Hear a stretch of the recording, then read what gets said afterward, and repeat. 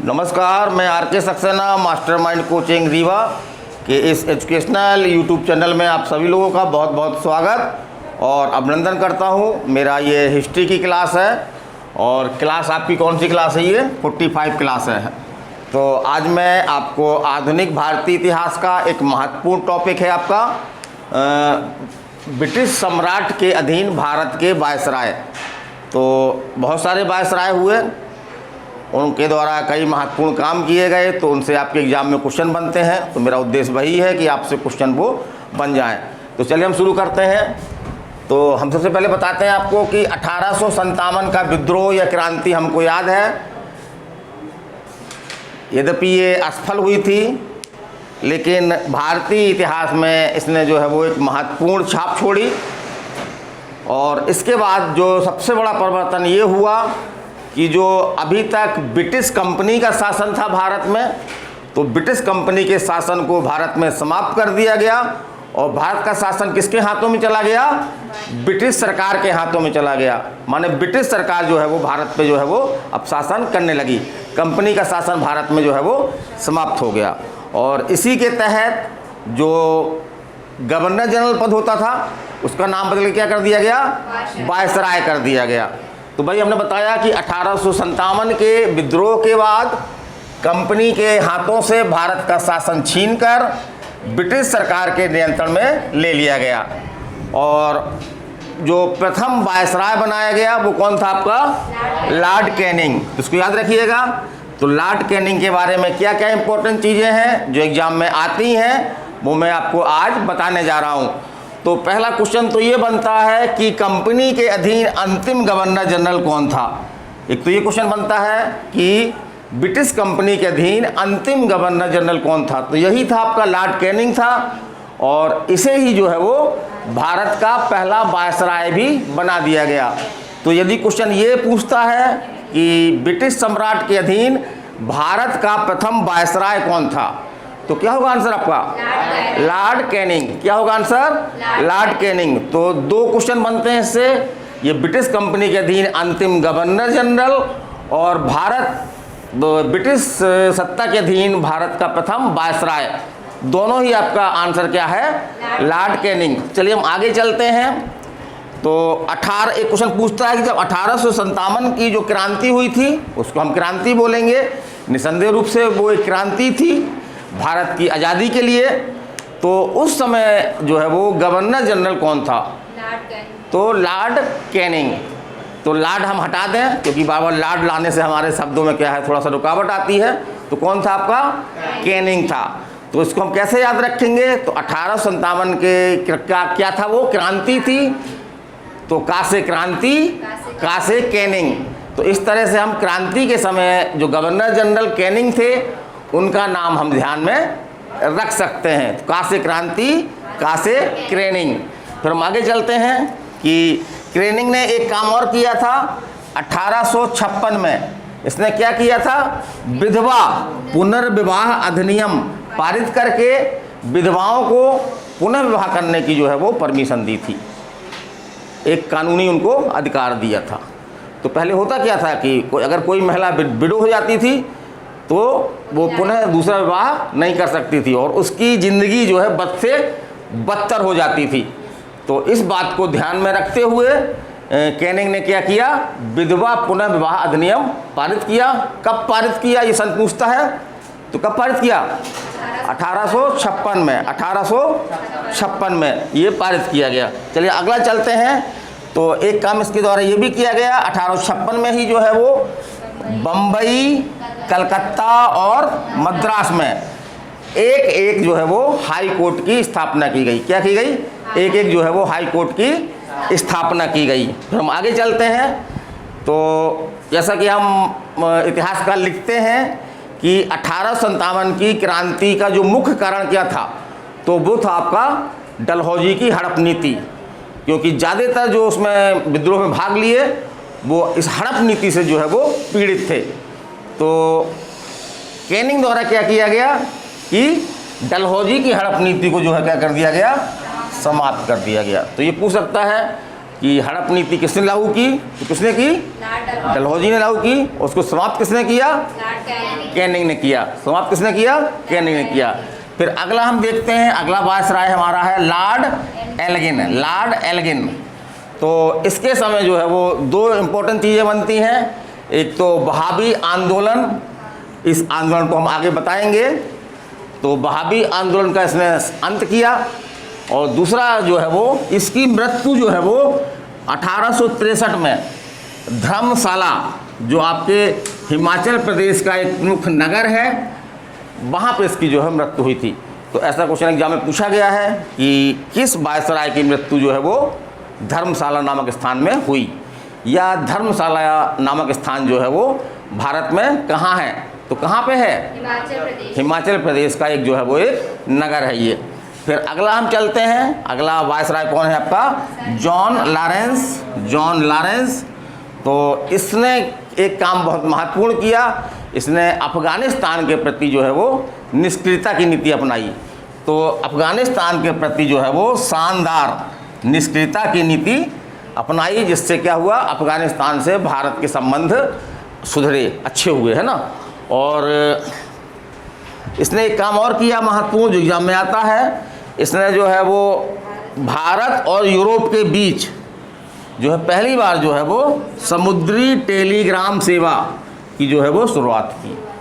तो इसको ध्यान रखिएगा कि समुद्री टेलीग्राम सेवा की शुरुआत भारत और यूरोप के बीच जो है वो पहली बार किसके द्वारा की गई?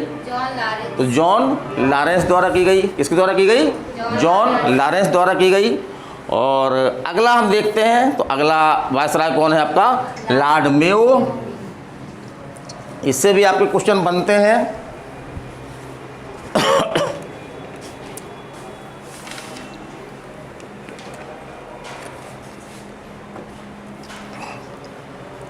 तो 1872 में कृषि विभाग की स्थापना किसके द्वारा की गई? ये पूछता है। कृषि विभाग की स्थापना जो है वो किसके द्वारा की गई? लॉर्ड मेयो के समय की गई। और इसी के समय जो है वो भारत की प्रथम जनगणना 1872 में हुई। यहाँ पे हम ध्यान रखें, अगर पूछता भारत की प्रथम जनगणना कब हुई तो 1872, लेकिन अगर पूछता कि भारत की प्रथम नियमित या रेगुलर जनगणना कब हुई तो 1881, है ना। तो भारत की प्रथम जनगणना 1872 जो है वो लॉर्ड मेयो के समय ही हुई। और एक क्वेश्चन आपका ये भी बनता है कि किस वायसराय को एक चाकू मार करके, एक अफगानी द्वारा चाकू मार के उसकी हत्या कर दी गई? तो यही है आपका लॉर्ड मेयो की हत्या जो है वो एक अफगानी द्वारा, जब ये अपने दफ्तर के काम निपटा रहा था उसी दौरान इस पर हमला हुआ और चाकू मार के जो है वो इसकी जो है वो हत्या कर दी गई। तो एक बहुत बड़ी बात थी, एक बहुत बड़ा पद था, सर्वोच्च पद था भारत का ये, और एक बहुत सुरक्षा में वो बहुत बड़ी चूक थी। तो कभी कभी ऐसी घटनाएं हो जाती हैं, सुरक्षा में चूक हो जाती है। चलिए हम आगे चलते हैं ना। और अगला है आपका लॉर्ड नॉर्थब्रुक। तो इसके समय जो है वो पंजाब का कूका आंदोलन शुरू हुआ। तो ये हम बताएंगे, आगे चल के बताएंगे पंजाब का कूका आंदोलन। और इसी के समय जो है वो स्वेज नहर जो है वो खोली गई। स्वेज नहर जो है वो क्या की गई? खोली गई, जिससे भारत और ब्रिटेन के बीच की दूरी जो है वो कम हो गई। कितनी दूरी कम हो गई थी? बता रही थी ना अभी कुछ, है ना। भारत और ब्रिटेन के बीच दूरी कम हो गई। अगला वायसराय कौन आपका है? लॉर्ड लिटन। तो इसके बारे में क्वेश्चन पूछता जाता है कि ऐसा कौन सा वायसराय था भारत में जो एक अच्छा उपन्यासकार, निबंध लेखक और साहित्यकार था? तो वो कौन था आपका? लॉर्ड लिटन। तो इससे कैसे याद रखेंगे भाई? इसको साहित्य को क्या बोलते हैं? लिटरेचर बोलते हैं ना अपन। क्या बोलते हैं साहित्य को? लिटरेचर, है ना। लिटरेचर हिंदी का लिटरेचर है ये। तो लिटरेचर से क्या याद रखेंगे? लिटन रहेगा याद।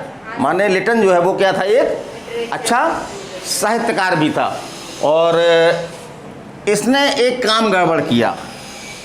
इसने भारतीयों को जो है वो उच्च पदों में जाने से रोकने के लिए, जो उस समय सिविल सेवा परीक्षा होती थी तो उसकी अधिकतम आयु हुआ करती थी 21 वर्ष। इसने क्या गड़बड़ी की, उसको घटा करके क्या कर दिया गया, 19 वर्ष कर दिया।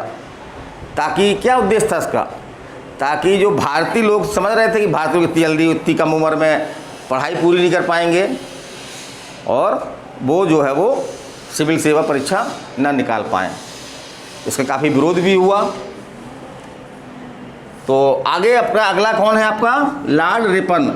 तो ये जो है वो भारत का सबसे बेस्ट वायसराय कहा जाता है इसको, जिसने काफ़ी उदार प्रवृत्ति का था, भारतीयों के प्रति इसके विचार जो है वो अन्य वायसरायों की तुलना में जो है वो अच्छे थे इसके।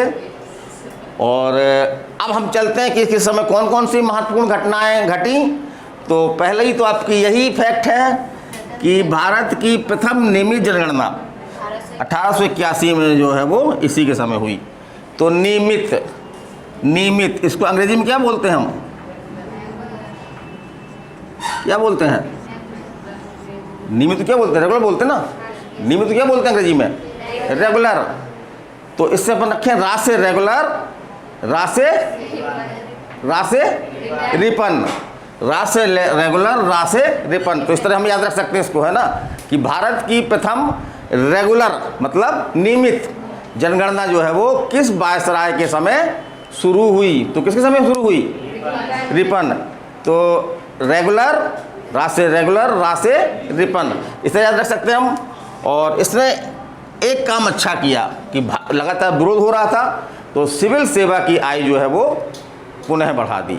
माने जो 19 वर्ष कर दी गई थी अधिकतम, उसको बढ़ा करके पुनः क्या कर दिया गया, 21 वर्ष कर दिया गया। और इसी के समय जो है वो एक विधेयक लाया गया, वो विधेयक था आपका इल्बर्ट विधेयक।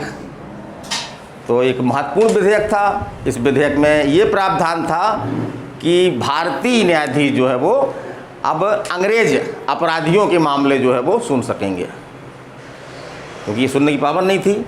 लेकिन इस विधेयक का अंग्रेजों द्वारा स्वयं जो है इसका काफ़ी विरोध किया गया, क्योंकि उनका मानना था कि एक भारतीय मूल का न्यायाधीश जो है वो अंग्रेज अपराधियों के मामले कैसे सुन सकता है। और अंग्रेजों द्वारा जो है वो इसका क्या किया गया, विधेयक का विरोध किया गया।